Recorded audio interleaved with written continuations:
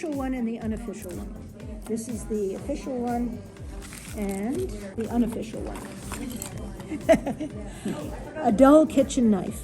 My mother had paring knives that don't work. They're really, really bad. Really, this is the professional tool. That's called a watch pry.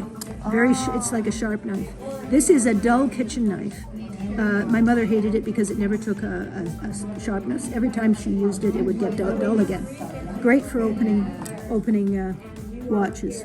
So what you do, here's how you do it. You look for a little notch along here. There's usually a place, not always, but usually a place where there's a little thing you can grab a hold of, like a tab. And you put this down, put it down flat. Don't hold it up. Put it down flat and try to find the notch. And twist. Wow. And it comes open. If you don't have one of these at home, a dull paring knife, not sharp. The paring knife you hate the most because it never sharpens properly. Works better. My mother was going to throw this out. I said, no, it's a valuable tool. Okay, so does that make sense?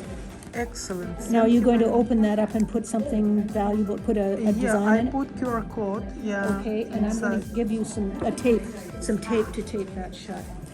Do you want to save this or do you want to I throw will it away? save. It's If you can't screw it out, you would have to cut it out because or else take the whole thing out. The problem is that it's built into the mechanism. okay. And always take the battery away and put the battery not in recycling. Yeah, You know that. I know this. You are a good person. There are two kinds of metal cutters. Actually, there are three, but we're talking about two. Something that looks like this.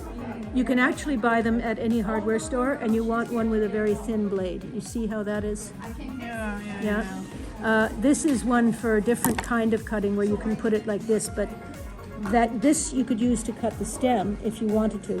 This you could go down into it and cut. So none of these are very expensive. This will not last very long. You'd have to sharpen it a lot. This is like a $40 one, but it will last forever. I've used it for 10 years and I never had to sharpen it. So it's whatever you can afford. If you use Scotch tape, it gums up. It is not nice. Okay, there you go.